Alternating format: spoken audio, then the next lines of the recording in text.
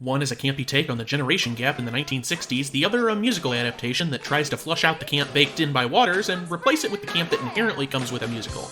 Yeah, good luck. Hairspray, They Remade It.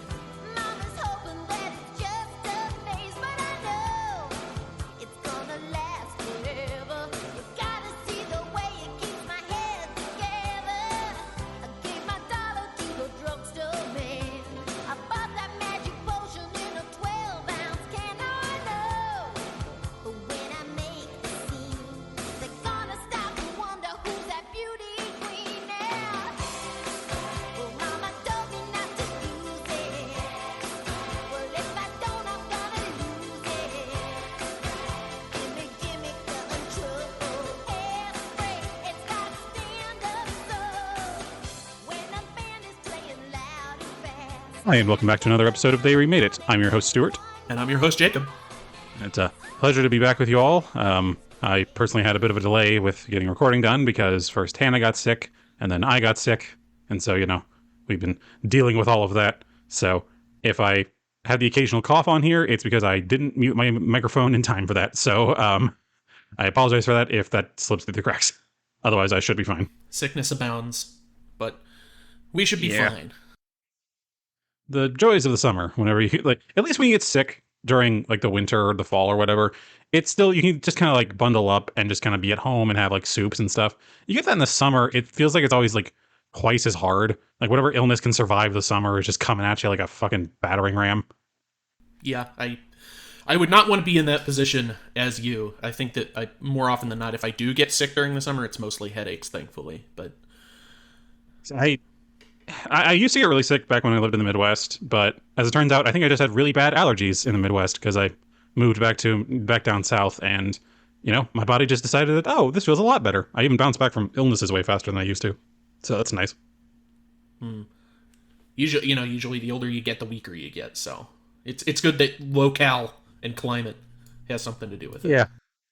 Apparently, humidity is what actually sustains me, which is just a devil's bargain, ain't it? It's God, it's so humid, but man, it for some reason keeps me healthy. That's very disgusting of you, but I'll allow it. There's no other way. Trust me, if I had an option. If you could live in a Travolta-esque bubble, like the Bubble Boy situation. Yeah, or like the moon. That'd be fun. Like the moon? Oh, live on the moon.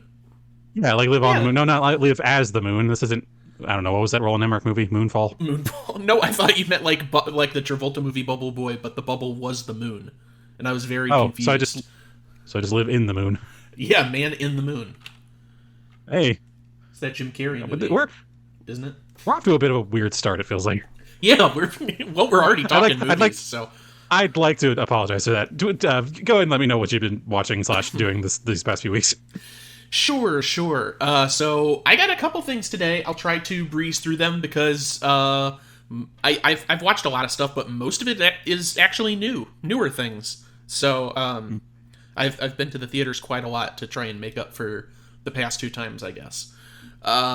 So first thing was I saw the John Krasinski If, that imaginary friend thing he directed.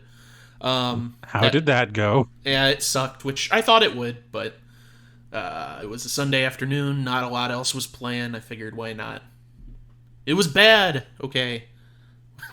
Ryan Reynolds, man, he really only has 2 speeds. Yeah, but between that and the Quiet Place stuff, I just don't think that John Krasinski's a very good director, but whatever. We'll keep letting him do things, I guess. I thought the original Quiet Place was pretty good.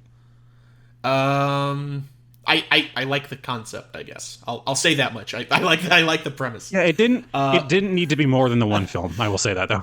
Oh, well, that's 100% true.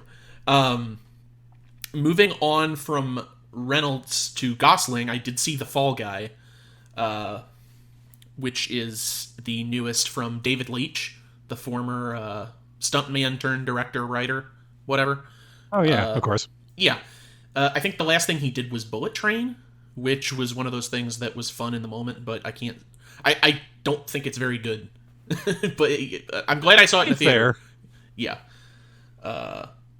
And you can kind of extrapolate that to The Fall Guy, because I don't think that I would enjoy it near as much if it wasn't in the theatrical setting, because the main set piece is, the stunts that are happening. That's the whole purpose of the movie, and most all of it is actual practical stunt work, which is a lot of fun to witness on the big screen. That being said, I don't know if David Leitch does a pass on the scripts that he ends up directing, or if there's someone... this is where I should usually do research, and then I don't. There might be someone that he works with directly for his screenplays, but there's not a lot of meat there. It's mostly, the fun, action-packed whatever of it, which is fine. It's just, it's not as engaging, and I don't feel like there's a lot of reason for me to rewatch those things, which, that plays a lot into the fact that I'm glad I watched this in theaters. Probably would not watch it at home or on video, because I don't think I'd get anything out of it. Despite the fact that it's also apparently going to be coming to streaming within, like, a record-breaking amount of time. They get sooner and sooner. Those that aren't simulcast, they're only quickening the pace on that. Yeah. Doesn't help that movies haven't been doing great at the office lately anyway. Because, hey, it turns out when you make the tickets $20 to $30. Yeah. Though, I think that we've been seeing some highs. We're reaching some numbers that we haven't seen since 2019 recently. A lot of that can probably be thanked due to the fact that it's the summer, so you're starting to get more of the summer blockbuster. But slowly but surely, I'm not saying that, movies are full swing back, baby, but we are starting to get to some of those pre-COVID numbers, which is nice to see. We're recovering a little bit. But yeah, that's The Fall Guy. Not much there. I saw the Garfield movie, which I promised I would see in War of the Worlds, because I don't think I had anything to talk about in that episode. Yeah, I saw the Garfield movie. It's also no good. Yep, I didn't even need to guess. Yeah. It's such a strange item, too, because I did a full write-up of this on my Letterboxd, because it's directed by Mark Dindal, and you might have some immediate, or some cautious excitement for it, because you're like, oh, this is the guy that directed Emperor's New Groove, which was like a really good, funny movie with well-timed slapstick and good performances in it. But then you remember that the thing that Mark Dindal did immediately after that was Chicken Little, which is kind of the opposite of that, which we also talked about last time in the War of the Worlds episode briefly. At any rate, the main... I mean, it's standard family movie, whatever, weird dialogue, and just stock daddy issue things that you see in every single fucking animated movie anymore. But it feels like it's an advertisement for Garfield, but an alternate reality version of Garfield that I have never experienced and don't expect anyone else to be familiar with, because it's such an action-packed, adventurous, rompish take, and Chris Pratt, I think, is actually putting more into his performance here than he did in the Mario movie, which is fucking stupid, because Garfield it's the opposite of what the hell? Want. He's supposed to be like a laid-back, lazy character that doesn't go on adventures and sarcastically looks to the camera all the time. And that's like the exact opposite of what this is. You get maybe 5 minutes of actual Garfield in the entire movie, and then from then on out, he's jumping trains and riding on drones, and it's ridiculous, man. It's like, I don't know who this is for. I gotta just ask, is Garfield even relevant anymore as like a concept, as like an IP? Because I feel like the extent of Garfield's relevance really peaked and waned in the cartoon, like in the newspaper comic strip era. Because like, what can you do with the character otherwise? That's all it does. It's, hey, I'm a lazy cat who has this owner who comments on it. That's it. What the fuck else is there? I would say that there's a new wave of relevance for Garfield because of the impact he's had on the internet specifically in the past couple of years, but I don't know how financially lucrative that is for the Jim Davis estate and Paw Inc., whoever owns Garfield right now. I don't know that that's making them money, but I do think he's relevant at this point just purely for a meme aspect of it. The Eldritch Horror Garfield stuff has sort of waned a little bit, but we're still seeing nostalgia for that awful French-Canadian Garfield show from 2008, 2009. So, I guess this movie is slightly more prudent than it would have been 10 years ago, but there's still not an audience for it, I wouldn't think. Especially if they're going to make this weird Garfield that isn't actually Garfield. Yeah. I don't know. I'm just kind of starting to get really tired of all these IPs just still being used well past their shelf life. Like, do you know they're making another Jurassic Park movie? Yeah. Like, I didn't know that until recently, and I was like, that made me genuinely upset. And the fact that they're doing another Lord of the Rings movie, like with Peter Jackson and everything, like, I love Lord of the Rings. Why are we still doing this though? It'll never end, and I'm so tired. it'll constantly supply us with things to talk about. Ladies and gentlemen, we may do a Garfield episode in the future. We may do a Twister episode or a Beetlejuice episode in the future. All this shit, it'll never go away, and it's only going to get, I don't know if I'll say worse, but more prominent. If I wasn't doing this show, I would say worse. But you know what? I'm fine with the Twister one simply for the fact of Bill Paxton. All right, I'm biased. Okay. That's fair. I won't fight it. I also, real quick, I saw 2 horror movies, both of which were presented in theaters, in limited theatrical releases. I saw The TV Glow is one that's been getting a lot of good press recently, because it's very much focused on sort of the supernatural and multi-universe aspects. I say multi-universe, but not in the way that most people would think. Just get that out there right now, because I know we're all sick of that. But man, that trend really like came to rise and died real quick. Mm-hmm. Well, like, I realized Everything Everywhere. Like once Everything Everywhere did a deconstruction of the concept, it was like, all right, we're good. Yeah, I realized as soon as I said multiverse, it's like, well, I got to step in front of it because it's not actually a multiverse. When I say it, it's more like that Futurama joke where they reach the end of the universe and there's the cowboy world. Like, wow, there's an infinite number of universes? No, just the 2. It's more like that. And that's one of my favorite jokes in that series. It's very good, and it's very it's focused on this TV show that's very like, I don't know, Buffy the Vampire Slayer meets, I don't know, Erie, Indiana, some like, you know, those anthology supernatural shows, whatever, and kind of the supernatural universe that's built around that. But the underlying message is focused on our relationships that are built through media, especially television, when, you know, you're such a media-addled youth that just that's your form of exercise, is sitting in front of the television for hours on end. Like mine was. That was my youth. It was either video games or TV. But also a lot of underlying transgender narratives as well that are done very subtly. Maybe until the last 5 to 10 minutes, but it's not like it's lacking grace or anything. So it's a very interesting movie. It's not like outright horror. It's more of that like unsettling, creepy horror. There is a villain that is briefly featured in the movie that his face like shifts around as he's moving and talking. I thought it was AI generated, the way it was done, but it's not. It's like, it's all computer / practical stuff. And I was like, wow, that is, I could have sworn that was at least AI assisted, but it doesn't appear to have been. So there's very good work going on there as well. I like the designs of the various monster characters that show up. Rad. Good movie. I need to check that one out. That one's been interesting to me.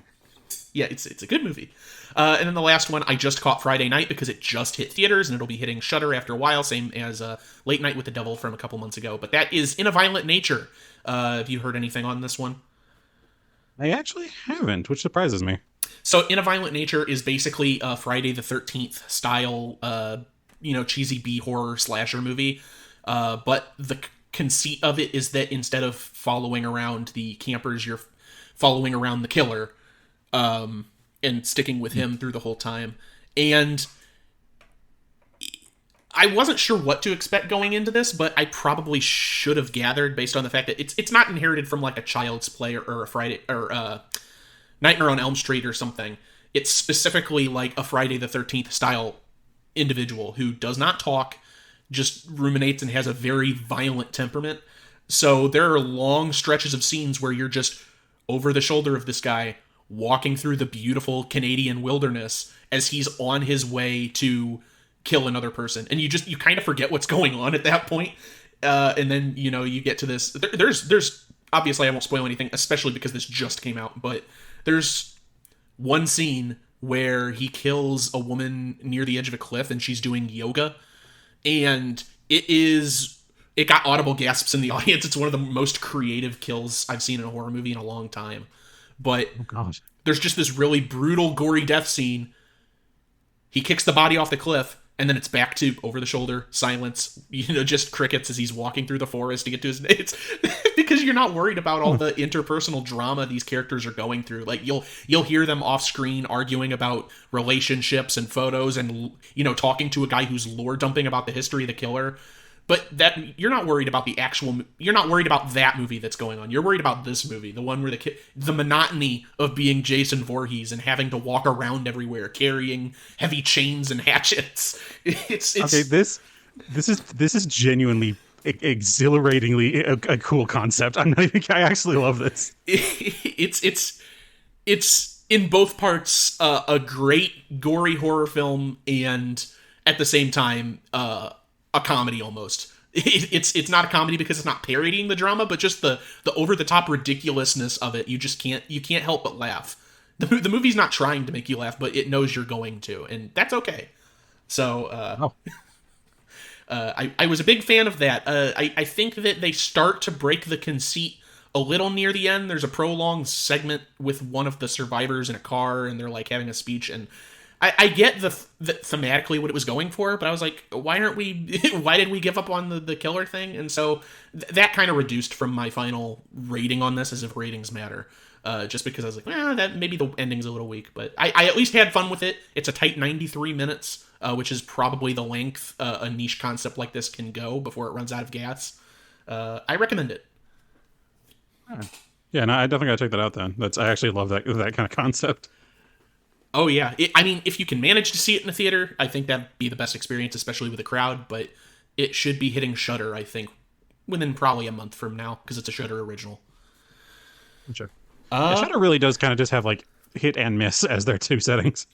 I think I said that Shudder is a real mixed bag on their streaming service, because they'll just kind of take anything that they can get their hands on, but they have a really good eye for what's theatrical material, because the stuff that they've put in theaters before it goes to the platform, I have not been disappointed in at all. So that's at least good. Well, good for them. Yeah, and that's all the new stuff I've been watching. The only other thing I'll say, which leads us into our discussion a little later, is I have officially seen all of John Waters' theatrical filmography. I know I've been sort of working on that for the past couple of months, and now I've caught up with Multiple Maniacs and Pecker and Dirty Shame, all these. I think my final statement on that is that my favorite still is Polyester, but I think I'm fully versed in the John Waters cinematic universe, for not lack of a better term. Not that it actually is one, because they're not connected, but yeah, there are still short films that he made that I have not seen and probably will never see, but as far as theatrical releases go, I've now caught up on all of his stuff up until Liar Mouth with Audrey Plaza, which I guess he is currently filming, which big surprise. It's been like 2 decades since he's made a film, but that's it. That was very long, like 15 minutes. I didn't mean for it to be so long, but oh no, that's fine. How about you? On the movie side, very thin. Just nothing's really gripped me to want to seek out to watch. Hannah and I have still been busy, so we haven't sat down to watch a whole lot. We did, however, the age-old practice of flipping through some channels to find something to watch, in this case on Pluto.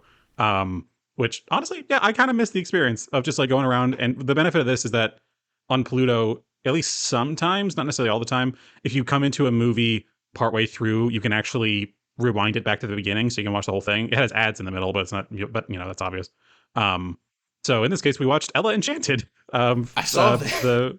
There's not a whole lot to be said about it. It's basically if Shrek were a live action film, effectively, at least with its tone of it's a medieval fantasy world, but they are inexplicably containing lots of modern things like escalators and, kind of modern political kind of leanings and that sort of thing.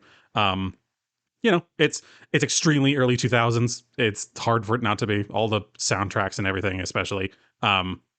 Solid family movie. I think it was fun. It very much is an idiot plot where it feels like at any point a lot of things could be solved if one or two characters just weren't an idiot. Like there's this whole thing where Ella, the crux of the movie, if you haven't heard of it, Ella is a character who is cursed with this ability that she has to obey any command given to her by anybody. And so that just kind of like makes her wacky and zany situations. But along the way, she has this caretaker with her in her home who is also a fairy who could help her out of these situations, who could, anytime someone gives her, if she's within earshot, anytime someone gives Ella a command that Ella clearly doesn't want to do, She could just as easily counteract that and go, actually, Ella, don't do that. And then she'd have to listen. But she never does. Every time she just stands there with her mouth agape and just lets Ella embarrass herself like an asshole. I'm like, what are you doing? Like, come on. It's stuff like that where the few people that know she's cursed like that could easily help her, but they just don't. And it's so stupid. And I don't know. That's the kind of thing with a screenplay that can so easily be fixed. It would be stupid, but you can just write into your script. Also, part of the curse is that you can't override another action in progress or something. And then there's no problem. But yeah. And then also, that character, this caretaker, fairy, witch lady, whatever, basically, by the end of the movie, basically didn't actually have a point of being there. Like, she sort of provides a little bit of guidance, like gives her this magic book that was also her boyfriend. It's a whole thing. I'm not even going to get into it. There's plenty of plot holes in there. But at the end of the day, she doesn't actually do jack shit herself. Like, she just kind of is there and then isn't helpful and then just lets Ella suffer. I'm like, all right, cool. Moving on. Let's go see Hugh Dancy before his Hannibal days. Which is, again, I've been trying to use Letterboxd more. But I put a review in there basically saying that, yeah, whenever there's a very brief scene where Hugh Dancy has his shirt off and he straight up just looks like a Ken doll. Like, man, it's weird seeing like the style of like male body type before the Marvel era where everyone had to be super ripped and stuff. Because this guy just kind of looks like a bit of a doughboy. Not a problem, obviously. It was just very, very like, oh, this guy's waxed so much I don't even know if he has nipples necessarily. Yeah, that's one of my. I don't know. That's one of my favorite comments when the Eternals movie was coming out. It was just, look at what they did to Kumail Nanjiani. He's like a steroided freak now. It's come on. Everyone has to have like a specific body type and also has to be conventionally attractive, more or less in movies. It's like, where are the uggos? We don't get great character actors that are like not conventionally attractive anymore. Even if you could be like, oh, this person has a big nose or a big chin or big ears. Like, it always melds with the, I don't know. It bothers me, but I feel you. Well, we got a bit of that in these movies today, but spoilers. A little bit. But as far as movies go, that's basically it. I don't think there was really anything else I watched that was noteworthy. I will say though, I've actually been playing quite a few games. Didn't intend to, but I ended up playing like 6 different things. I won't go through all of them, like point for point. I'll just kind of give a brief rundown. But mainly, it's basically been exclusively on the Xbox. I've been trying to kind of expand out a few of my likes and dislikes on there, and plus, I'm not necessarily going to keep paying for Game Pass just because there's a lot that I haven't necessarily enjoyed on there. But there's been a few that I've done, but pretty much in order. First one I did was I don't know if I brought it up before because I've been playing it for a while off and on, but it's Another Crab's Treasure. The Dark Souls like. The Souls, yes, the Souls like as when you play as a little hermit crab. I adore it. Like, just unironically, I adore it. It's so funny and cynical, and it's actually like got approachable Souls like mechanics and things. Like, it doesn't seem to revel in fucking with you. It's very generous with allowing you to get your stuff back, and respawns are pretty generous. You don't lose that much if you end up dying and losing like any of your currency and that sort of stuff. Plus, the mechanic where you get to swap out your shells for different abilities is very fun. Plus, there's some very funny moments of realizing, oh wow, the crux of this game is that pollution is turning people into nihilistic assholes. That's shockingly relevant. So that's funny and also horrible. But yeah, so that one I loved. Started playing because I was bored and I just needed something to shut my brain off for a bit. Started playing Power Wash Simulator. I love it. Nothing else. I've actually been playing. Nothing else to be said there, really. Yeah. I've been replaying that on PlayStation 4, and it's relaxing. It's relaxing. I like it. Yeah, really nothing to be said about that. It's Power Washing Simulator. What the fuck do you want? It's the easiest dopamine drip you can get for free, at least with if you have Game Pass. After that, one that was actually a pretty big standout for me. It's called Chants of Sonar. I don't know if you've played it. No. It was a small thing. I was able to like complete it in I don't know, maybe 6 hours of play, maybe 7 or 8. But like, and 100% it, like, get all the achievements for it as well. Where the central premise of it is you are this pilgrim traveling up what is, I'm pretty sure, meant to be the Tower of Babel, where you have to, on each, like, there's multiple levels on the tower, and each level you have to like decipher the language of the people that are there so you can communicate and continue moving forward. So you have to base it off of like context clues of like how their grammar structure kind of works a little bit. It's very simple. Ultimately, they're each vocabulary, each language is at maximum maybe 40 words in total, and that includes like conditions of like, oh, here's how you pluralize, here's how you indicate something as a negative or that isn't the case, or how do you mark it as a question, and that sort of thing. um and I found it, I thought it was a lot of fun. It was just this kind of like a little puzzle thing. It drags in certain points, but otherwise it's, you know, neat little concept. It's equal parts. I wish it had gone for longer, and also I think they did exactly as much as they comfortably could have done with the concept. If they try to expand it out anymore, I think it would just kind of get bogged down by itself. So, you know, I thought it was fine. It's on Game Pass, so that's another fun one to do. Other than that, on the non-Game Pass side, I actually bought 2 games. Each was on sale for a whole lot less. First one being the Mad Max video game, which I've played before, Oh, yes. and I played multiple times all the way through back on PS4, and I saw it was on sale for like $5 for the Xbox, and I was like, you know what, sure. I haven't replayed this for a while. It's fun. I think it's a surprisingly well built game, considering it's based on a movie tie-in, but it's also still trying to do its own thing. It's set in the same, like, it's meant to be a direct prequel to Mad Max Fury Road. Like, it references the characters that would come up in Fury Road and that sort of thing. But yeah, it's a damn solid, like, kind of hidden gem of a game. I've always really liked it. It's very much, you know, it's very much a collectathon. You just have to, like, the classic, you know, go to a region, free it from enemies, yada yada yada, rinse and repeat about a literal 1,000 times. But, you know, it's kind of a nice little brain shut off game, and just has enough challenge to keep it going. So yeah, I like it quite a lot. So I've been playing through that, and then one that I'd actually been looking at for a while on PC, but actually I was able to find on Xbox for, again, like $5. It's called Black Skylands. I don't know if you've heard of that one. No, not this one. It is a pixel top-down kind of. I wouldn't call it a twin stick shooter, because like twin stick, it's like normally you move the stick and that fires it at the same time, but it's like you move around with the left stick and from a top-down perspective, and you aim with the right stick to, you know, kind of point out, and then you shoot with triggers. But it's kind of like, it's this little like airship kind of floating islands universe kind of game, where you're just kind of flying around this world and just kind of like having to deal with the local problems and that sort of thing. It's got a nice little gameplay loop that I'm enjoying. It's kind of simple.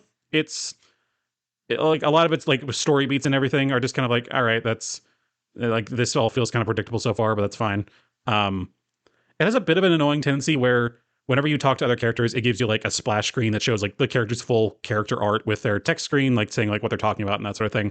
But then when it goes back to the game, all of the individual characters are just these tiny little pixelated blobs that really don't show the art skills on display, because the rest of the world around you is actually insanely well designed, because it's all pixelated, but it still has objects and things that like that actually have depth and height. Like you'll walk up to like a lighthouse or a tower, and it's actually a fully 3D tower that you're able to kind of walk up and interact with and such.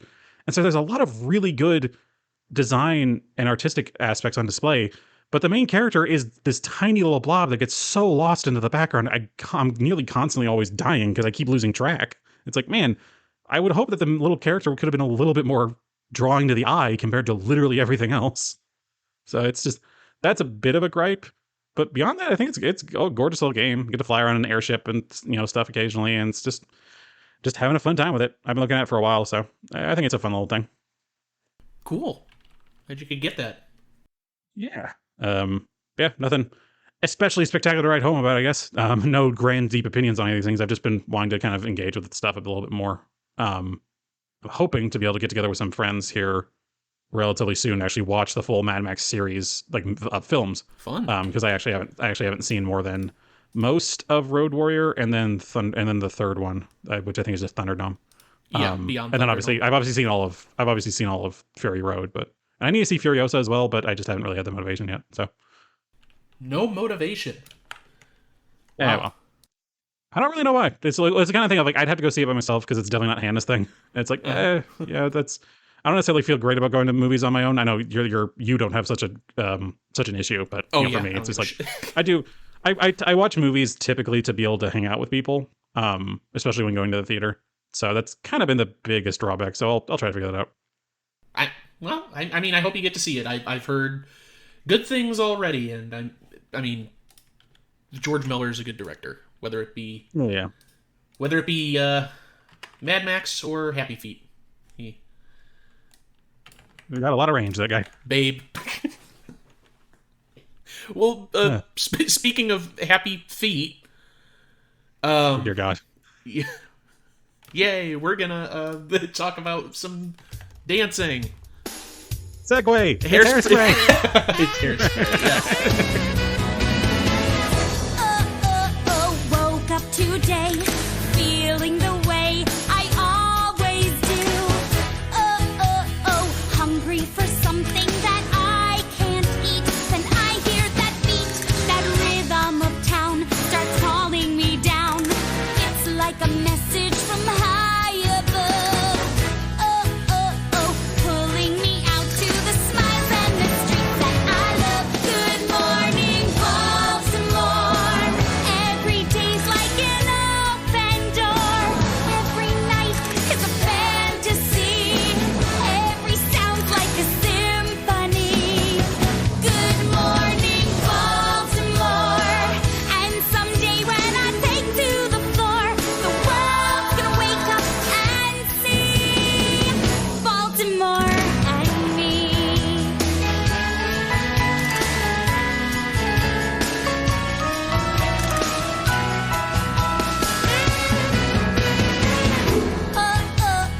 Look at my hair.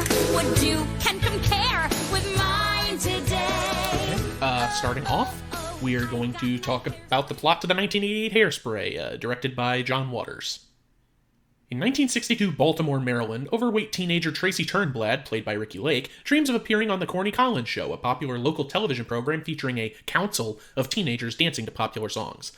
One night, she and her best friend Penny Pingleton, played by Leslie Ann Powers, sneak out to a record hop emceed by the show's host, Corny Collins, played by Sean Thompson. Though the event is segregated, she impresses guest judge Motormouth Maybelle Stubbs, Ruth Brown, who co-hosts the program's monthly Negro Day. After she and her partner Fender, played by John Orofino, win that night's dance contest, narrowly beating council dancers Amber Von Tussle and Link Larkin, played by Vitamin C and Michael St. Gerard respectively, Corny invites her to audition for his program at the WZZT television studio the next day, inspiring her to bleach, tease, and rat her hair. For some background, Amber is the show's reigning queen and a mean, conventionally attractive high school classmate whose racist parents, Velma and Franklin, played by Debbie Harry and Sonny Bono respectively, own Tilted Acres Amusement Park, which bans African Americans from attendance. At the audition, Penny nervously stumbles over her answers, and another girl, Nadine Carver, played by Dawn Hill, is cut for being black. Tracy's dance moves and stellar performance during the mock interview earn her a spot on the council, beginning with that afternoon's taping. After mocking Tracy's weight, Amber is suspended for the day by Corny. Having previously disapproved of her daughter's hairstyle and incessant obsession, Tracy's slightly overbearing and equally overweight mother Edna, played by Harris Milstead through his Divine character, eventually revels in her daughter's newfound fame and takes her shopping at Hefty Hideaway, a clothing store for plus-size women, leaving her husband Wilbur, played by Jerry Stiller, to answer the incoming phone calls. The owner, Mr. Pinky, played by Alan Wendell, recognizes Tracy and hires her as his model. At school, Tracy is sent to the principal's office for violating the student hairstyle policy. The principal then assigns her to special education classes, where she befriends black classmates who have been sent there to be held back academically. She and Link fall in love as she competes for the title of Miss Auto Show 1963, fueling Amber's jealousy towards her. Later, Tracy, Penny, and Link are invited to Maybelle's R&B record shop on North Avenue, where the trio meet Maybelle's daughter, Lil Inez, played by Circle Milbourne, and learn dance moves such as the Bird and the Dirty Boogie. Penny begins an interracial romance with Maybelle's son Seaweed, played by Clayton Prince, horrifying her parents, Prudy and Patty, Joanne Havrilla and Doug Roberts, respectively, who imprison her in her bedroom and hire quack psychiatrist Dr. Fredrickson to brainwash her into only dating white boys. Dr. Fredrickson here is played by director John Waters in a cameo appearance. Undeterred, Tracy uses her newfound fame to advocate for racial integration. Meanwhile, Maybelle organizes a protest at Tilted Acres as Corny hosts a live special taping, during which Amber falsely claims that Tracy's hairdo is infested with cockroaches. Both black and white protesters storm the park, inciting a race riot that interrupts the taping. Tracy is arrested, Link is severely assaulted, and the Von Tussle's opposition to racial integration increases. Later, Seaweed, who was also wounded during the riot, helps Penny break out of her house and escape from her parents, who furiously disown her. Corny hosts another special broadcast at the Miss Auto Show 1963 pageant, but Tracy is unable to attend as she is stuck in reform school, while Link is now using a wheelchair. Franklin conceals a bomb in Velma's towering bouffant wig, planning for herself to throw the bomb should Amber lose. Meanwhile, Maybelle and Lil Inez handcuff themselves to the governor, refusing to leave until he frees Tracy. When Miss Auto Show is announced, WZZT station manager Arvin Hodgepile, also played by Divine, reveals that although Tracy is technically the winner, she has been disqualified, and Amber is crowned instead. As Amber celebrates her victory, the governor simultaneously exonerates Tracy, who ventures to the pageant. Disregarding Arvin's mandate, Corny announces the show is now integrated, after which Tracy changes into a dress embroidered with roaches and introduces a dance called The Bug, with Link standing up from his wheelchair to join her. As Little Inez confiscates Amber's crown, the bomb in Velma's wig spontaneously detonates and the burning hairpiece lands on Amber's head, causing Von Tussel's sabotage plot to backfire, and the police arrest both Franklin and Velma. Tracy claims her rightful crown and encourages everyone to dance. Also, it's worth pointing out here that John Waters' mainstays Marion, Vivian Pierce, and Mink Stole also appear in the cast in minor roles. Alright, and here we'll hop over to the 2007 musical adaptation of Hairspray, directed by Adam Shankman. Now, I'll go through the cast list here briefly, and then I'll touch on some of the higher points, because more or less it's the same thing, just there's a couple of things switched around. Nikki Blonsky is Tracy Turnblad, Amanda Bynes plays Penny Pingleton, James Marsden is Courtney Collins, Queen Latifah is Motormouth Maybelle, Brittany Snow is Amber Von Tussle, and her mother, Velma Von Tussle, is played by Michelle Pfeiffer. Zac Efron is Link Larkin, John Travolta is Edna Turnblad, Christopher Walken plays Wilbur Turnblad, Jerry Stiller is Mr. Pinky, Taylor Parks is Lil Inez, Elijah Kelly is Seaweed, Allison Janney plays Prudy Pringleton, Amanda Bynes' character's mother, and Paul Dooley plays Mr. Spritzer, who is replacing the Arvin Hodgepile role. Like I said before, the plot is mostly the same, but this adaptation is more of an actual musical, based on a stage play production. Honestly, extremely similar to what happened with Little Shop of Horrors, where it started out as a specific style of movie, then it went to Broadway, and then the musical adaptation got turned into a movie. That's the same pipeline that happened here. But that means that there are tons of songs that are introduced to elaborate on concepts in the picture, such as the rekindling of a relationship between the Turnblad parents. Additionally, the actual order of events in the movie, they're shuffled around a little bit, with more emphasis placed on how horrible of a person Mrs. Von Tussle, as opposed to her daughter, who eventually gives in and sort of understands the situation. Also, that same character, Velma Von Tussle, actually works as the manager of station WYZT in the 2007 version. And in the final contest, Tracy doesn't actually win, but rather Little Inez does. Lastly, the other things that I want to note is, as far as cameos go, Ricki Lake, who was Tracy in the original, does have a cameo appearance in this version as a talent agent. She hit it pretty big after the 88 movie and a couple other John Waters pictures. She had her own talk show for like over a decade, the Ricki Lake Show. And also, the original director, John Waters, shows up as himself in the 2007 version near the beginning in the initial song as the neighborhood flasher, which is very befitting of his personality and his history of film. But yeah, those are your plots, more or less. Oh, John Waters is weird. Yeah, he has a very specific style of taste. And a grouping of individuals that he really likes to go to when casting his movies. Like I said, for the 88 version, obviously we have Divine, but also Mary Vivian Pierce shows up, as well as Mink Stole. Unfortunately, there's no Edith Massey, who is like, it might be my favorite of his cast members, because of her, she delivers lines like a space alien. I'm a big fan of Edith Massey, but she died before this. And then also David Lochary, I think, passed away like a decade before Hairspray happened, so obviously he's not there. But anyways, that's an awful lot of John Waters' history. But before we go much further and I hand the reins over to you, I will do a pretty brief full circle here.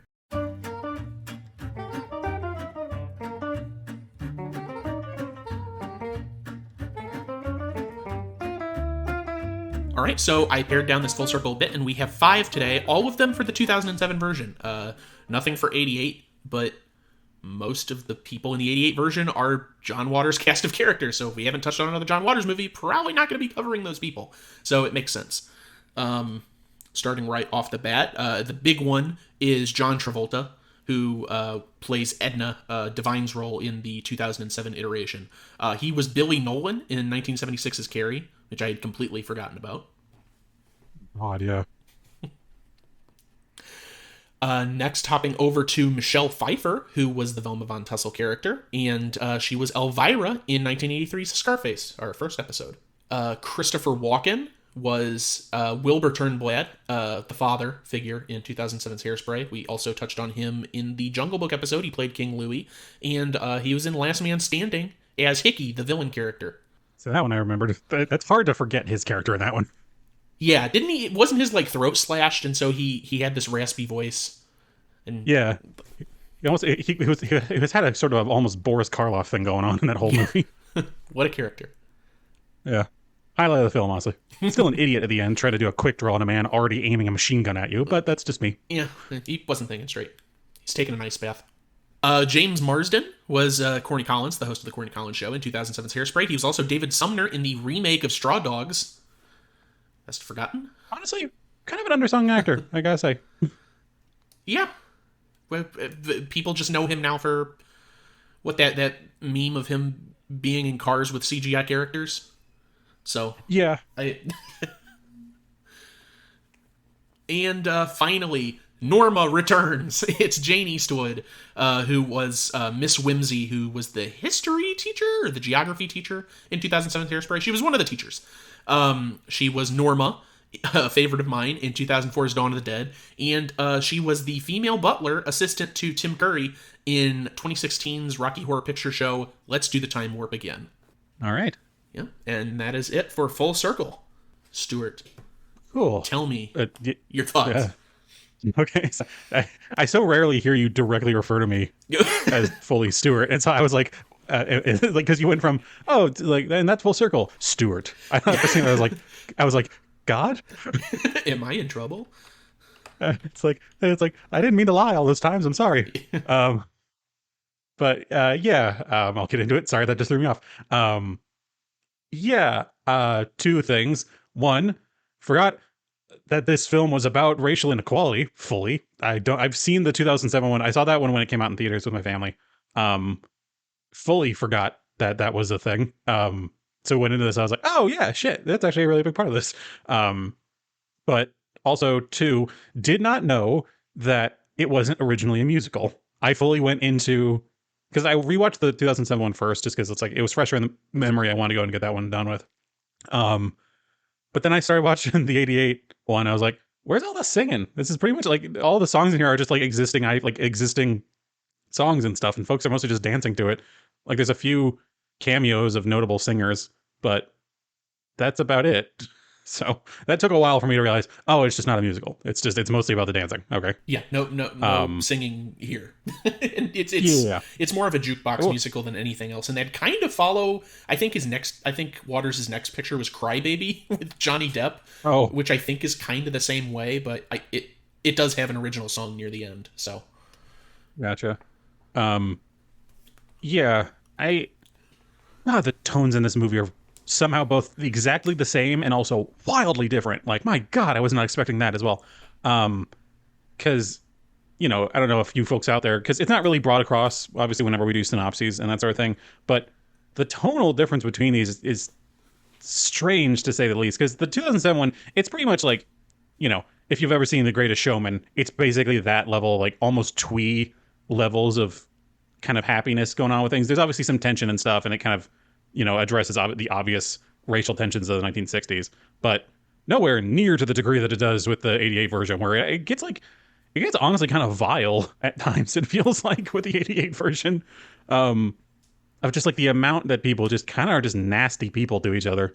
And I don't know if that was refreshing or just a splash of cold water after watching the original one first. It's weird going from Zac Efron in any capacity to that, because Zac Efron was also in Greatest Showman. Was that the same director as this? I don't know. I'll have to look that up later. It's just very, very similar vibes.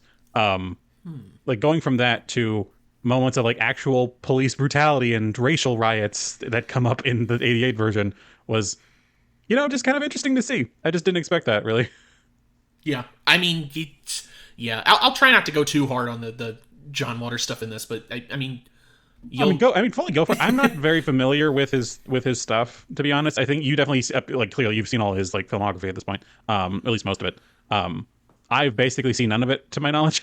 So please feel free to weigh in on that. Well, you go from this sort of underground filmmaker that's kind of showing movies to underground theaters, and they're all shot with like handheld cameras, and he and his group are trying to deliberately be as vile and as anti-Hollywood as you can get. And you go from that to high-profile theater releases with red carpet whatevers. It's such a weird paradigm shift, and I'm not sure where exactly it took. It might actually be Polyester in 84 where that happened, but you can still see all of his sensibilities there under the surface, because his movies are about weirdos in communities that hate each other, and you get. Well, these are the 60s and the 70s going into the 80s, but since it's this underground gay theater troupe almost, you get gay people, you get transgender people, you get black people, all these people intermixing in this sort of underground crowd, so they get to touch on these issues. They get to, do these really sensitive topics, and they get to freely use slurs wherever they want, that some words that were even not acceptable in the 70s, if you believe it or not, but people didn't bat an eye because it's like, that's the Dreamland, that's the Dreamland Theater Group. They can do what they do. So it's weird seeing Hairspray because it is PG. It's like his most widely accessible film probably, but it still has that undercurrent of like, you can see what he's thinking here and what's going through his head. And again, I don't know the details behind the production of Hairspray, if there was like a specific studio that wanted cuts involved, or if there was massaging of the script or the screenplay or anything like that. But I mean, even Divine, like Polyester and Hairspray are weird examples of Divine playing this motherly matron figure that just wants to be loved and is really shy and nervous about certain social situations. When that character starts out in Mondo Trasho, Multiple Maniacs, Pink Flamingos, for God's sake, being the filthiest, most evil person alive, shooting people point blank and, committing sexual assault and whatever. It's weird to see the trajectory of the careers of some of these people, I guess. That's all I'm getting at. And I am... Yeah, no, I getcha. And I'm looking at his Wikipedia page now, and like, one, I recognize the man now, so I've seen him around and doing like interviews and stuff. I just I couldn't place his name for a minute. And two, yeah, I fully get what you mean with the filmography and being accessible, because I looked through a list of these, and for the most part, I was like, I don't really recognize any of these. And then you even mentioned it earlier, the film A Dirty Shame, and I'm like, oh, I've seen something about that one. It's like, all right, I get it. I fully get it. Yeah, like this is a. And like, yeah, like, because at first I was thinking kind of more of like, and from what interviews I've seen of him, he seems to be like he's obviously a zany guy and eccentric with his filmmaking and everything, but he doesn't seem like too much of a horrific person at the very least. Like, he's very well spoken and he has a lot of like things he's talked about. I've seen interviews, I think, including him in the past. It seems like he's a, pretty intelligent guy, and like what he was talking about, and like you talked about, like, having run in, underground film circuits, specifically like a lot of like, like you said, like ostracized peoples and everything. So he has a lot of like intelligent things to be said about that.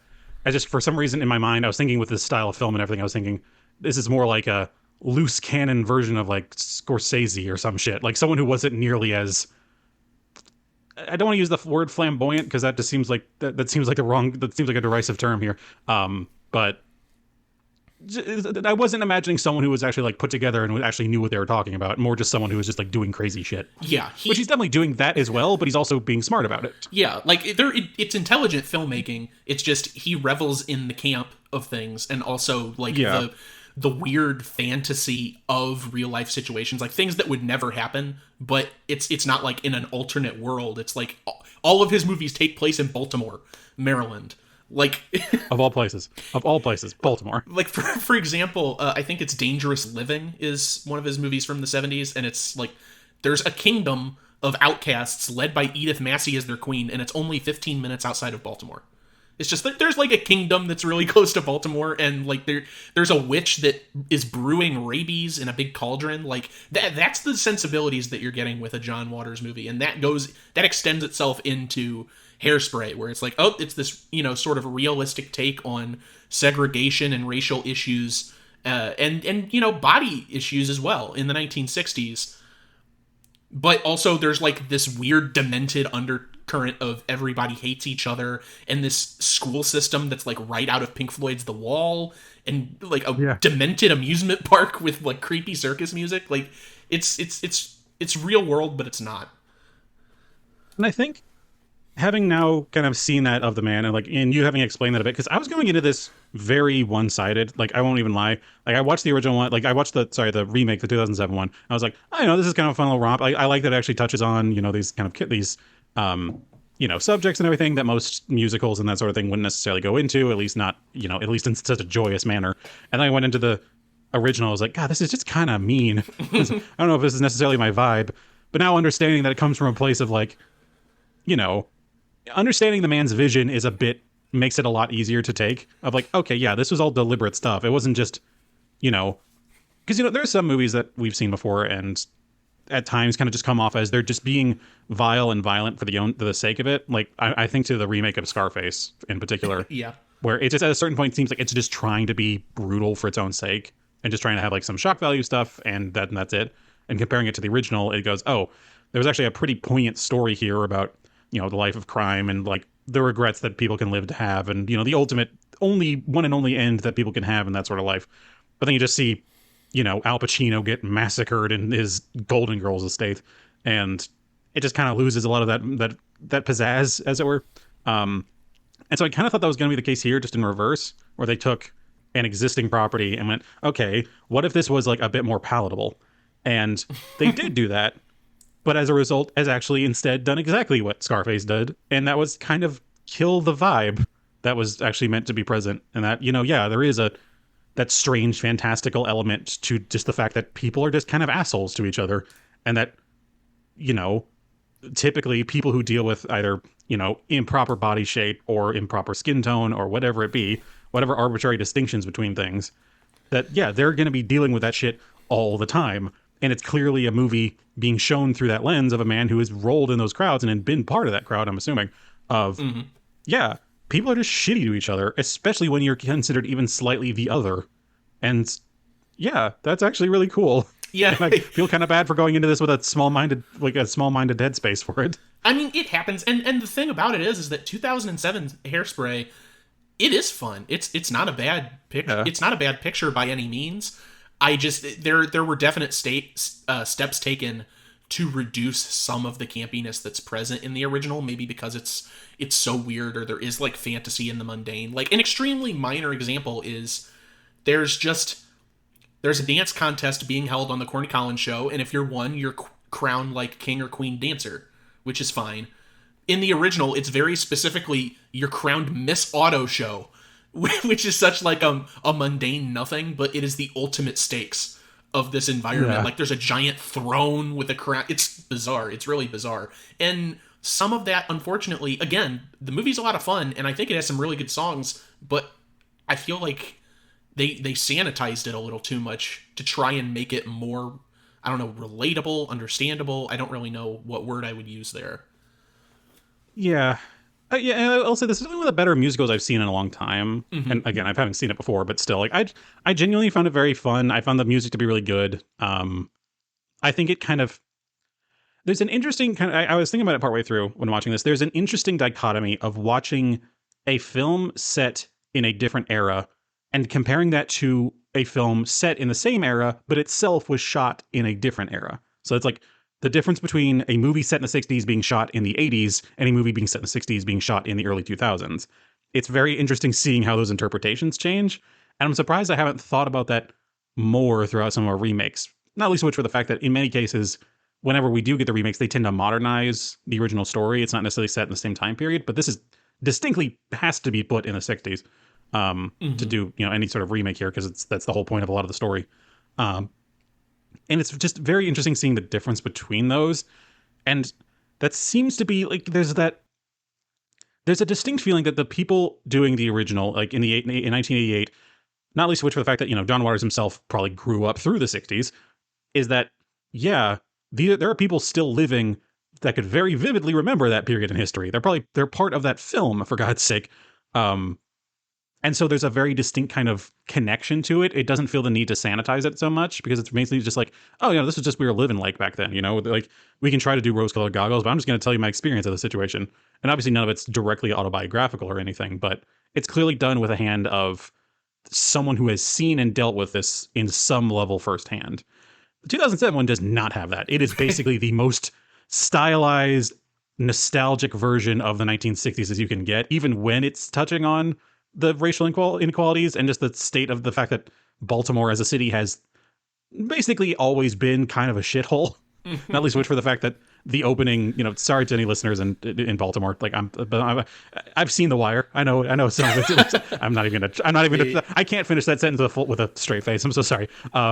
But there's a distinct level of decrepitness that apparently that Baltimore has been able to lay claim to for some level of good reasons.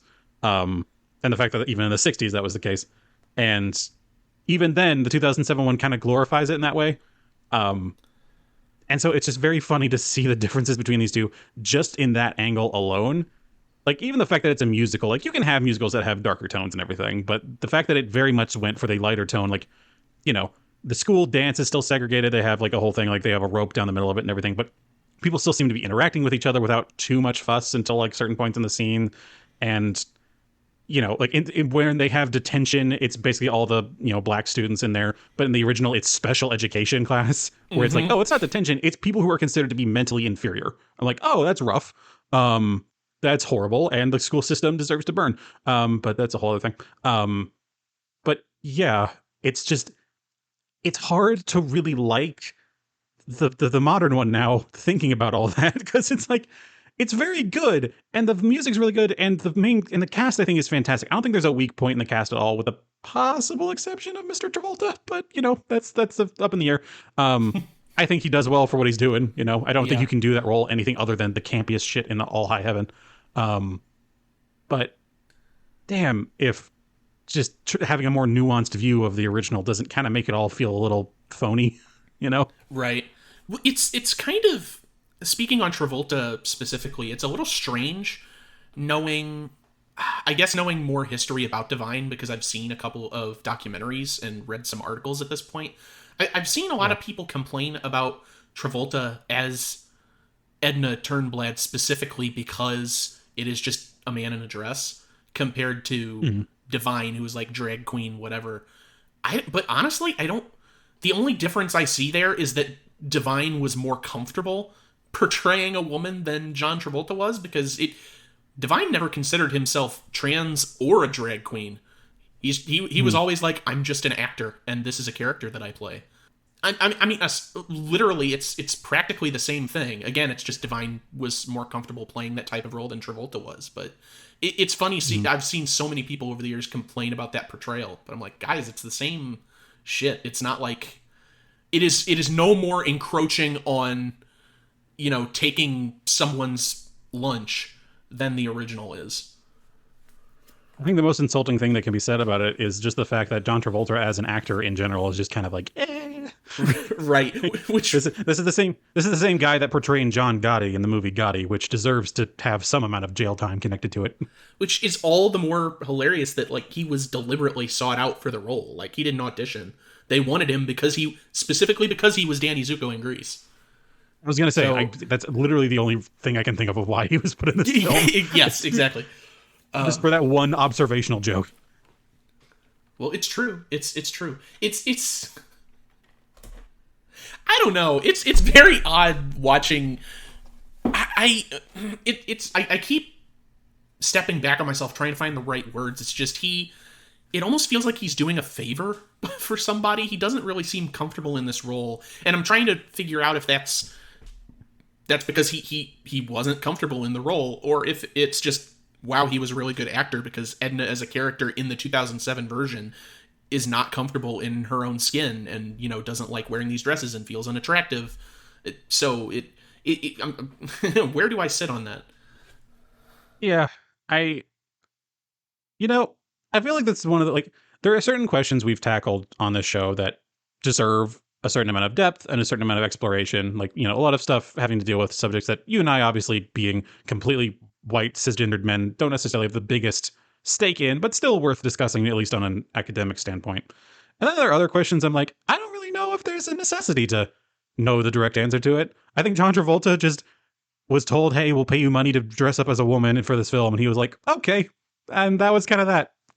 It's like, I would love to know the man's feelings on it, but on the other hand, I don't know if I necessarily need to. I think his character was just kind of fine, and ultimately just, again, more of a reflection of the differences between the films, where one was someone willingly being this character and having a clear comfort as the character, and which, you know, obviously to the average movie-going public might be made uncomfortable for the fact of watching, you know, a man portray what is distinctly meant to be a woman, versus the modern one where it's like, yeah, everyone knows that this is John Travolta and everyone knows that this is just kind of silly.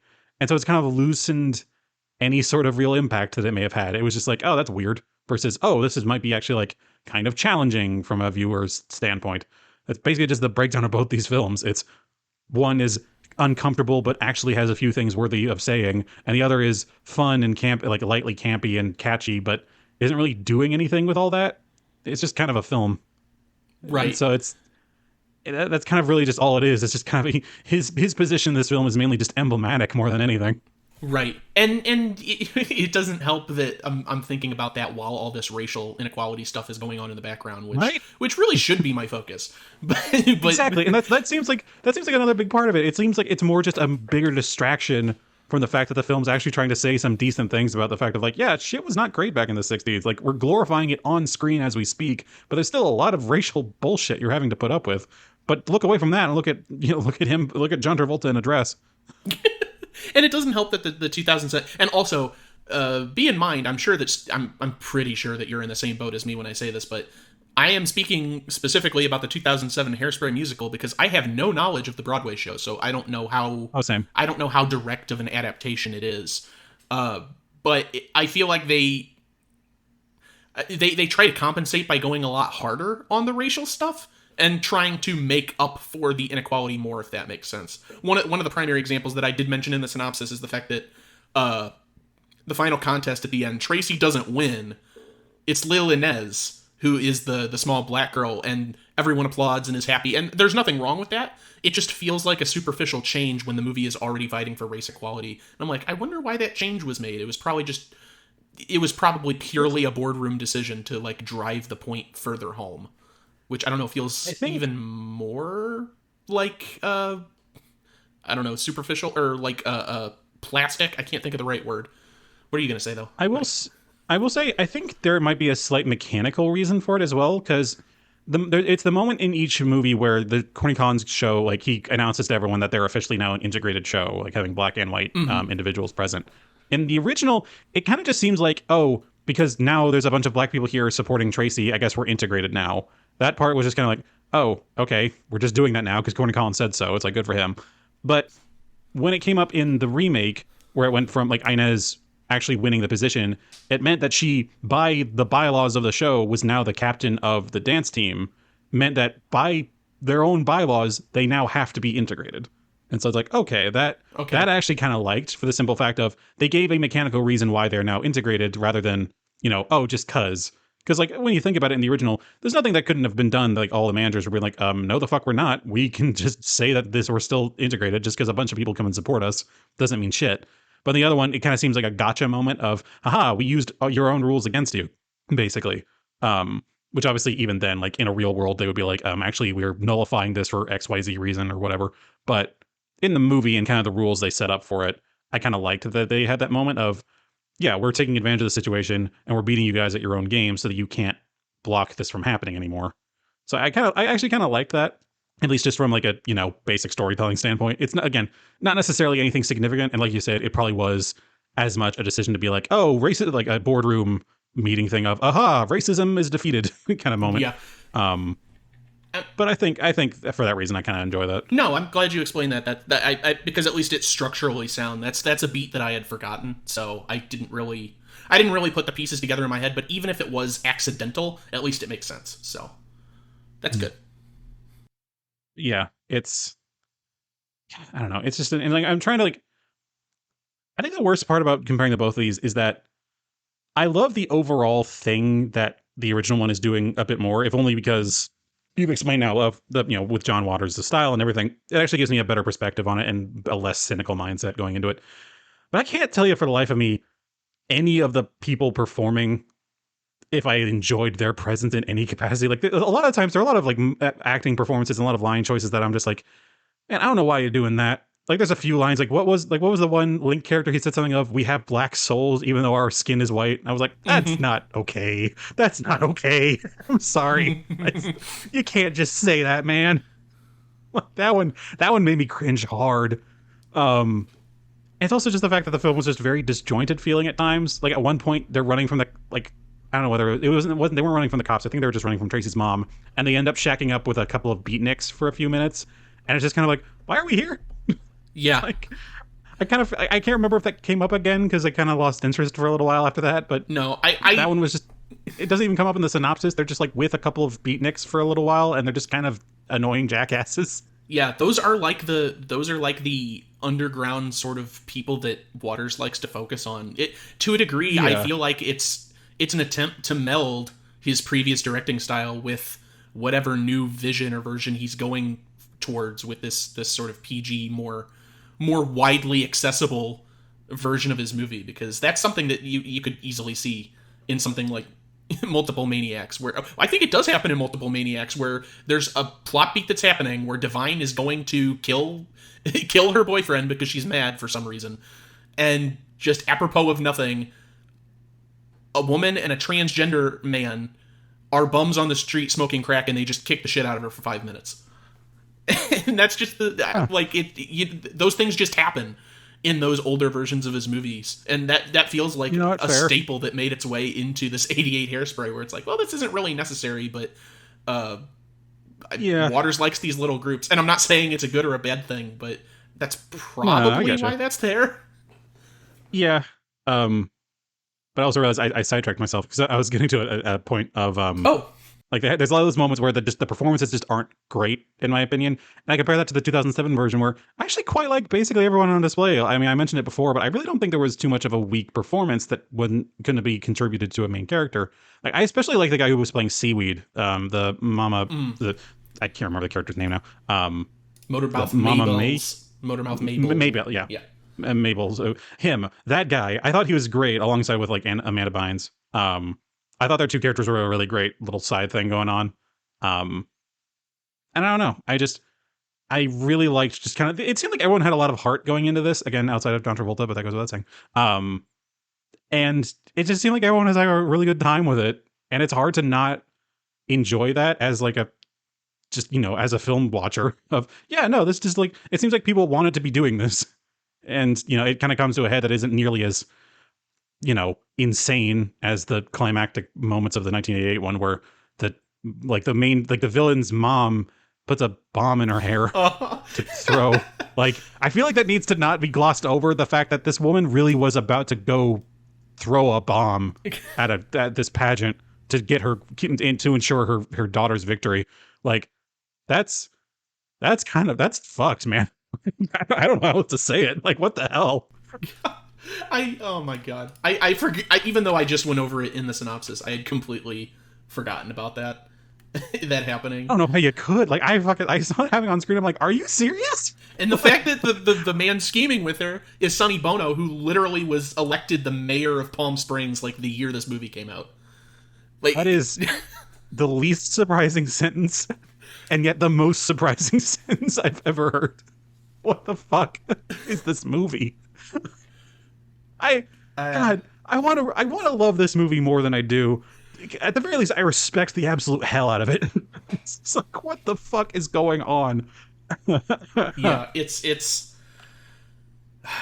something. Oh, and I do love it. I don't, because I've talked so much about Waters this time around. I don't want to understate the fact that aside from like the weird sanitization that I think happened with the musical version, it took out a lot of the charm that was there, but as a whole and as a musical, I think it's structurally sound. I really like the cast, and to its credit, some of the restructuring is for the better, just because we're able to spotlight some characters and actors in their moments. Like Christopher Walken as the father gets so much more to do than Jerry Stiller does in the original, which is great. Like, it's a good role. They flesh it out into something, and I really like Jerry Stiller. I mean, he's fun. I mean, well, hell, they like Jerry Stiller because they brought him back as a cameo in the remake. He plays Mr. Pink at the department store, but he just didn't have a lot to do in the original, which is unfortunate. So there are pluses. I did like the relationship. I did like the relationship between the father character and Tracy for the remake. That one actually I thought was a nice little touch. Yeah, they have like the heart-to-hearts in the room and on the bed, and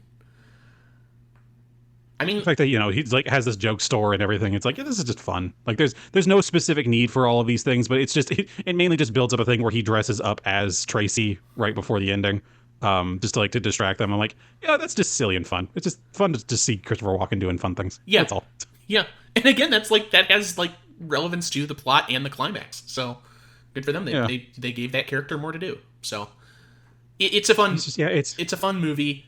But if I haven't already colored it, I am a big fan of this weird, like, on the cusp of, like, no longer being underground version of this movie with, like, all its twisted, weird, hateful characters. I don't know why that resonates with me so much, but I just I think you were love it. ultimately, I think you were ultimately a very nearly cynical man, and I think that makes this very your very niche kind of zone. Like, I wouldn't call you a cynical man, but I'd call you on the edge of it. I'm a very happy cynic. Yes, that's a very good way of saying it. It's like, meanwhile, I'm just kind of, I'm the man whose soul has a sweet tooth, basically, and so it's difficult for me to want to say I like the 2007 one more, but on an objective level, I just kind of do. I had fun with it. I think the songs from it are still stuck in my head. But damn if I don't respect the 88 version a lot, for the very reasons you've mentioned. And it's just, it feels wrong to want to watch and enjoy the sanitized version more, because it's like, man, now none of the cool film people will think I'm cool anymore. Like, those people aren't so cool. I know. I'm kidding mainly. But it is also that thing of like, yeah, like, I get why this was made. I get the sensibility behind it, and there's a lot that's worth being said about that, and I want to be able to support those sorts of viewpoints. But man, I'm just, like I've said many times before, I'm not into film. I just like to watch movies. Mm-hmm. It's like, and I know that's a very kind of ignoramic standpoint. I've went against it directly whenever we have films that personally resonate with me more. And so I'll wax philosophical and all of those. But in this particular case, it was just like, I think I just kind of like the musical. I think it has enough messages going into it of like, being yourself and, standing up against the powers that be is, worth fighting for and that sort of thing. And I think that's enough sometimes. But I don't want to say I dislike the 1988 one, because I don't. I thought going into this, I was thinking I was pretty down on it before. But now, again, with the added context and understanding of the viewpoint, like, yeah, no, I like it. I think it's a good film. It's just not, between these two, I'd rather watch the 2007 one again. Fair enough. I probably will at some point. Fair enough. Well, with that, I guess, with our thoughts out of the way, I have two questions for you. One of them's pretty straightforward, so don't worry, we're not going to be here for an hour. That's fine. I don't even have a slight idea of what I could do for a question for this one, so it makes up for it. That's fine. You're fine. But, so, first question, do you have any desire to seek out and watch any of John Waters' other movies after having watched this? I think I'll try. Again, like, I like, it seems like that's I do still like that sort of zany kind of out there thing, and like talking about underground groups and that sort of thing. I like being knowledgeable about that sort of stuff. And for as much as I've talked about myself being a pretty white bread person, I do try to kind of branch out into other groups and that sort of thing. Like, I'm not full stock standard and everything. I do have just kind of like, I'm a very left leaning person, so that tends to kind of jive with some of those groups, as it were. So it makes sense that I would enjoy a lot of those things. So I probably will. Nice. I obviously don't need to ask for your follow-up on that one, because you already have. But yeah. Again, I'll recommend to everyone Polyester. I think it might be his best one. Everyone says Pink Flamingos just because it's the most shocking and Divine eats dog shit on camera, but Polyester is actually good. Cool. That's... I didn't know what I was signing up for here. But now, actual more thematically appropriate question to the podcast as a whole. You get a chance to remake a movie, a 70s or 80s movie specifically, but you get to turn it into a musical. What do you go for? What's your first thought? Escape from New York. Escape from New York. the which we've obviously done on the show. Yes. But I think that would be the main character of Snake Plissken is already such a fucking parody of a lot of things, it feels like, but also so much its own character. Seeing him do show tunes would be the greatest thing in the world. I think, like, or maybe more specifically, maybe Escape from LA, because that one's already so wacky compared to the original. Because Escape from New York is comparatively grounded, where there's a very kind of cold, cynical kind of feeling to everything, where it's like, announcement go ahead. It's like, if you are electing, instead of serving your imprisonment, to instead receive the death penalty, please report to here for summary execution. And you don't see anything else about it. It's just this kind of cold, matter-of-fact thing happening. But then the same thing happens in Escape from LA, and you're literally watching, like, it's like a I even talked about this in the friggin' review. I'm just rehashing myself now. But it's like you're going through a Disney World ride where you just look off to the side of the main walkway, witnessing people getting like all crazily like getting zapped in an electric chair, like their faces going all wild, like blah, blah, blah, blah. And it's just like, what the fuck is this? This is so wacky by comparison. So maybe a musical of that would be hilarious. Like you said, it's already heightened, so there wouldn't be much place to go other than just adding songs. Yeah, and I think that one would be a very good one. That or just for the hell of it, Jaws. I'd like to see like kind of a la Warhorse, but I don't know, Warhorse wasn't a musical play, but it was a stage play at least. I'd love to see how they try to make Jaws into a musical. We've mentioned Warhorse like 3 times on the show just since the year started, and I cannot believe it. Not intentional. I don't know why. I've only watched it the one time. Like, I was mainly just like using it as a comparison point, but I do realize, yeah, I've mentioned that a lot more. It made sense last time because like with Jaws, like because I talked about Jaws, right? But damn, maybe due for a rewatch. I guess so. It was an okay movie, but you know, whatever. Right. Do you have anything? Yeah. Well, I was going to ask you what movie you'd turn into a musical. I got completely distracted. I didn't even think. Eraserhead would be fun. Yeah. I'd make it a musical in that I would add songs to it, but literally everything else would be exactly the same, like we were just saying with Escape from LA. So they would stop singing and then immediately go back to the story as is. Fair. I think that would be. And The Woman in the Radiator, her song stays. She already has a song. That's part of the soundtrack now. Cool. So that'd be fun. Or maybe Videodrome, just because it's so, like, strange and bizarre. I don't even know where I'd begin to write songs for that, but I would watch... Yeah. I'd watch Videodrome on stage. Videodrome on ice? That'd be fun. Well, now I do actually sort of have a question, but it's mainly just stealing yours. Okay. If you were given the opportunity to turn a musical into a standard non-musical plot, which one? Oh, I feel like I'd hate that. Well... I know. Which one would be like just the wildest one of like, why did you do this? like Singing in the Rain or... Yeah, basically. Because like that would be a 10-minute movie. Because you take out the songs in that, it's nothing. Hello Dolly might actually be tolerable if you take all the songs out of it. Oh, yeah. You might be able to sit through that movie. Yeah. Huh. That's actually a very good point. Yeah, I can fully see that. So you know what? That'll be my answer. Gotcha. You? See, I came up with a couple answers, but then I immediately was like, no, wait, that's already been done. Because I at first was going to say Les Mis, but there is a non-musical version of that. It stars Liam Neeson. It was in like the 90s or something. It's probably based more on the book. Yeah, I think so, yeah. I've watched a few scenes from it. It's okay. It honestly does a bit better with explaining some character motivations. But that one, yeah, so I had to kind of walk that one back. And so now I'm trying to think of, oh shit, what would be going on? Like, we did like maybe Annie, and it's just like a very just real story about orphan neglect and that sort of thing. Turns into Oliver Twist. Oh yeah. That one's also a musical. Okay, also Oliver Twist. Turn that one into a standard one as well. They did that. It's called Oliver. Hit. Damn, I'm thinking all the ones that's been done before. I think Annie works. Annie would be good. Yeah. I'm trying to think because I don't know as many musicals as I wish I did. I'm surprised I don't. You know what? I'd love to see Wicked without it. I'd like to just see that prequel to I was supposed to say Lord of the Rings. Wizard of Oz. prequel to Wizard of Oz. Thank you. It'd be cool to see a prequel to Wizard of Oz, but it's in the style of the original Wizard of Oz. I know that there's singing and everything, and that like it is still a musical, but you know, just kind of a bit more reined in. Because I don't know if you've ever seen anything about Wicked, and obviously it's having a couple of films coming out soon. Well, I read the book when it came out, but I've never seen the musical. So I've seen the musical both as a bootleg.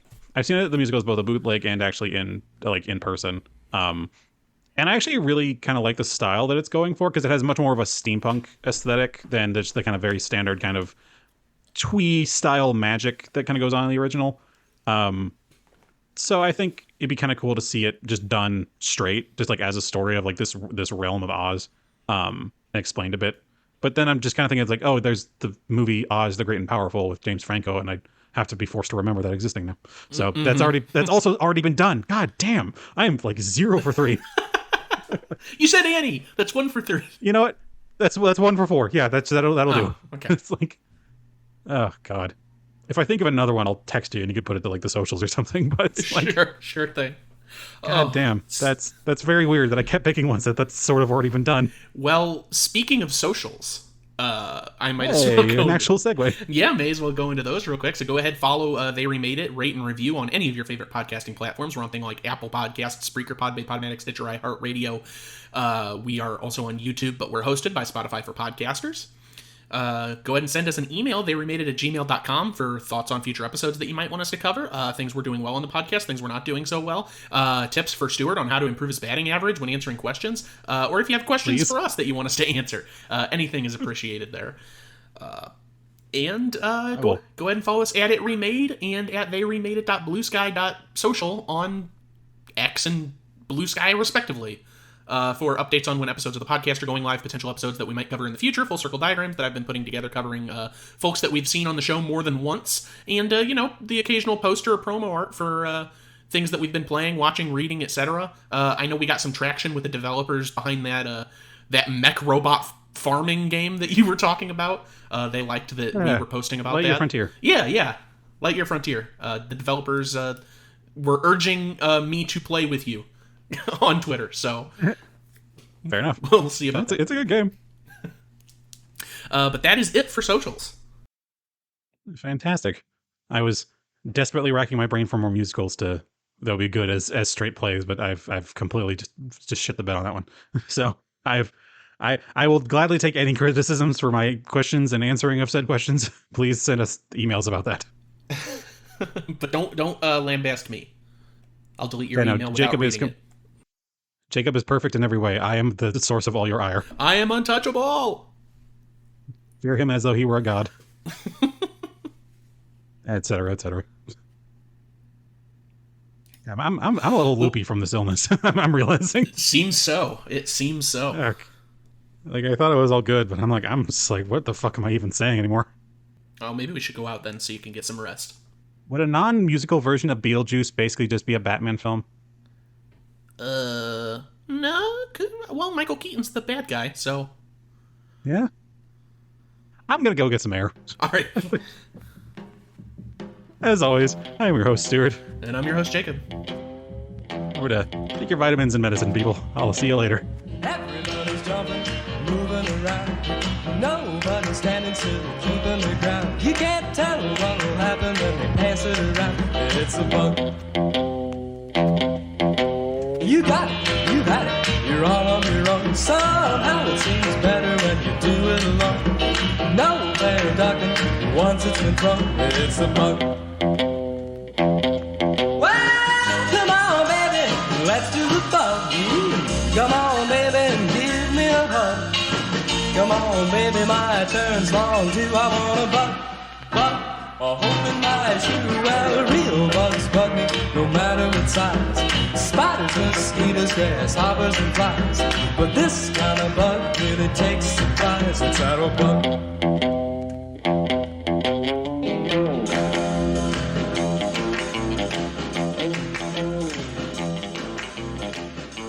Ma, this is Amber and Mrs. Von Tussle.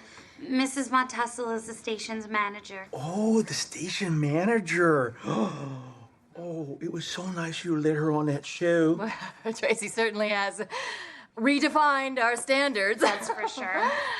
Let me guess. Real new dress? Oh, yes. Well, you'll stop traffic.